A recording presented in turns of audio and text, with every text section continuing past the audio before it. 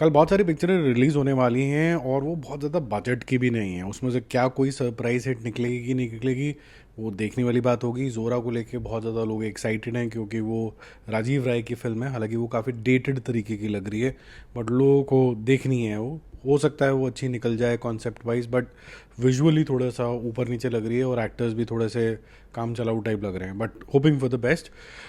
जो भी लोग ये सोच रहे थे कि भाई नई मूवी रिलीज़ होंगी तो पता नहीं एग्जिस्टिंग मूवीज़ का क्या होगा, किसी को कोई मूवी अच्छी लगती है जैसे महाअवतार, नरसिम्हा, किसी को अच्छी लगती है सैयारा, ये सब चीज़ें। तो एक महानुभाव है, उनका नाम तो मुझे नहीं पता, वो तिलक विलक लगाते हैं, तो जैसे इस्कॉन टेम्पल के पंडित टाइप होते हैं ना, उनका इंस्टाग्राम भी है, तो बड़ा मॉडर्न तरीके के आदमी है वो। तो उन्होंने लिखा कि ये पिक्चर आप ज़रूर देखिए, महाअवतार नरसिम्हा, बिकॉज इनके डायरेक्टर ने कहा है कि मैं होल ऑफ बॉलीवुड से मिला और एक एक जने से वहाँ पर मिला। बॉलीवुड में लेट्स से 10,000 लोग काम करते, मैं एक एक से मिला, सब ने बोला कि ये पिक्चर नहीं चलेगी।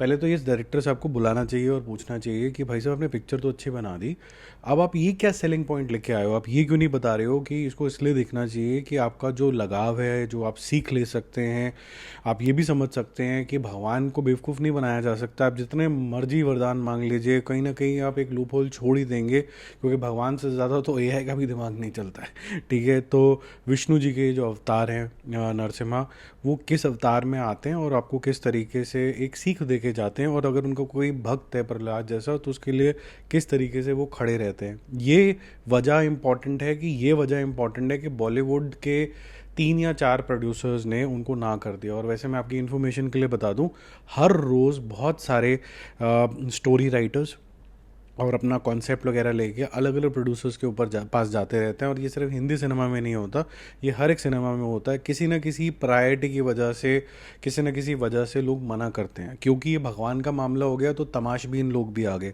अब ये टीकाधारी आदमी ने, जो ये कहता है कि मैं भगवान का बड़ा प्रिय हूँ, अब वो इंसान जो है भगवान के बड़ा पास है, ठीक है, क्योंकि वो सब कुछ त्याग चुका है, गंजा हो चुका है, उसने टीका लगा लिया, सब पूरे अप्रोप्रिएट है, जैसे भगवान ने ये कोई सैक्रोसेंट तरीके से बताया था। उसका ये मानना है कि ये इसीलिए देखो क्योंकि बॉलीवुड ने मना कर दिया।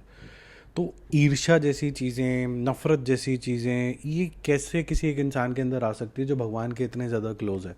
ये तो मुझे बात समझ ही नहीं आई। तो ये बहुत ज़्यादा फ्रॉडियर तरीके के लोग हो गए हैं। अनफॉर्चुनेटली इनके मिलियंस ऑफ मिलियन सब्सक्राइबर्स हैं।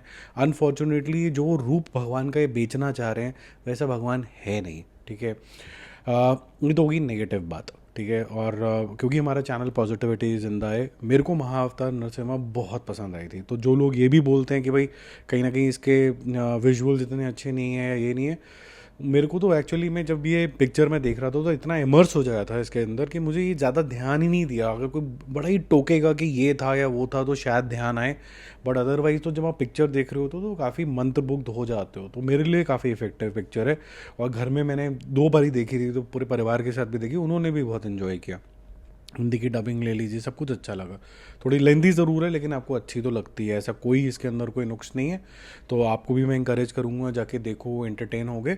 और इसका जो आज का कलेक्शन है वो भी काफ़ी इंप्रेसिव है। डे 14 है, 2 हफ्ते पूरे हो गए हैं। कल 6 करोड़ क्या था, आज भी 5.25 करोड़ रुपीज़ के आसपास करके ये 113 प्लस 5 करोड़ रुपीज़ 118 करोड़ पे पहुँच जाएगी।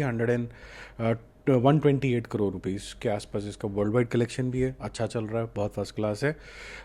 तो इसमें मैं यही बोलूँगा कि अगर आपको भगवान से प्रेम है वो देखना रीज़न है, ये नहीं कि किसने पीछे क्या किया, क्योंकि ना तो हम थे ना आप थे। क्लोज डोर में उसको क्या समझाया गया भाई को, डायरेक्टर को, और कोई क्यों इसके बात में माना और क्यों क्यों नहीं माना है, ये कोई वजह नहीं होती है हाँ ना करने की। और ये बेवकूफ़ बनाने वाली बात है।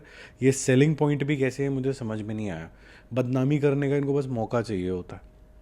किंगडम के बारे में बात करते हैं। डे 8 है, 1 करोड़ रुपये इसने किया है, क्योंकि नेटफ्लिक्स की जैसे अनाउंसमेंट कल ही आ गई थी कि भाई एंड ऑफ मंथ ही आने वाली है। तो 1.5 करोड़ रुपये का जो एवरेज चल रहा था वो गिर के 1 करोड़ हो गया। और 47 करोड़ जो है इसका वर्ल्ड वाइड कलेक्शन है। और वर्ल्ड नहीं, एक्चुअली वर्ल्ड वाइड करो है 76 करोड़ रुपीज़, और इंडिया के अंदर इसने 47 करोड़ कर लिया। तो जल्दी 50 कर लेगा, लेकिन उसके बाद इसका दी एंड हो जाएगा। सू फ्रॉम सो डे 14 है और ये 45 करोड़ तक पहुंच गई है। 58 करोड़ इसका वर्ल्ड वाइड कलेक्शन है। तो ये भी मेरे ख्याल से संडे तक काफ़ी अच्छा कलेक्शन और कर लेगी, काफ़ी अच्छी चल रही है। जैसे कि थलाइवन थलाइवी भी चल रही है। ये दोनों पिक्चर मैंने नहीं देखी हैं तो मैं ज़्यादा कमेंट नहीं कर पाऊँगा कि क्या है, बट लोगों को अच्छी लग रही है तो मैं ये होप कर रहा हूँ कि उनकी सेंसिबिलिटी जो है वो अच्छी सेंसिबिलिटी है। 50 करोड़ इसने तो क्रॉस कर लिया है आज, और 74 करोड़ रुपीज़ के आसपास का वर्ल्ड वाइड कलेक्शन भी है। अब चलते सैयारा की तरफ, जो कि हिंदी पिक्चर में काफ़ी अच्छी चली है। कई लोगों के पेट में भी दर्द हुआ, जो भी हुआ।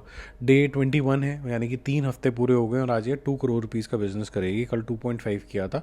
अच्छा बिजनेस करके 500 क्रॉस कर चुकी है। किसी भी न्यू कमर के लिए ये ड्रीम कम ट्रू है। इतना कलेक्शन तो अगर किसी वेटरन आर्टिस्ट का भी आ जाता है तो वो बल्ले बल्ले करके मतलब आसमान छू रहा होता है। तो ये काफ़ी अच्छी कलेक्शन है। ऊपर से 300 करोड़ भी क्रॉस कर गया है। ऊपर से ये L2 का भी बहुत ही जल्दी, जो 2025 का सबसे ज़्यादा चलने वाली ओवरसीज़ पिक्चर है, उसका भी रिकॉर्ड तोड़ देगा।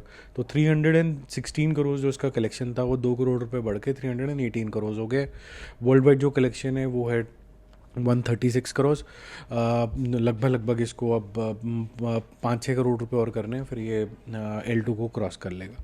धड़क 2 का डे 7 है और ये 1 करोड़ रुपए का ही बिजनेस करके लगभग लगभग 16.25 करोड़ रुपीज़ पे आ जाएगा।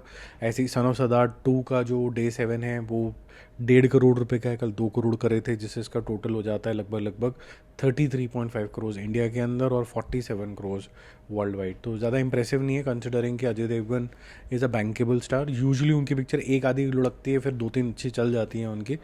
तो लेकिन सन ऑफ सरदार ज़्यादा चमकी नहीं है लोगों के साथ। मार्केट भी बहुत ज़्यादा अच्छे तरीके से नहीं हुई। इसको नेगेटिविटी भी इसकी शुरू हो गई थी इमीडिएट बेसिस पे कि टीवी सीरियल है, ये है, वो सब बातें हो ही जाती हैं। और कुछ गलती इस पिक्चर वालों की भी है, क्योंकि इन्होंने जो पंजाबी कल्चर को जिस तरीके से दिखाया है या सिक्स को जैसे दिखाया, बड़ा थोड़ा थोड़ा क्लीशे है वो।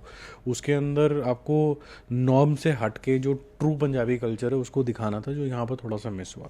बाकी हम जल्दी मिलते हैं रिव्यूज़ और अपडेट्स के साथ। बहुत सारे रिव्यूज़ हैं। Stay connected. Bye bye.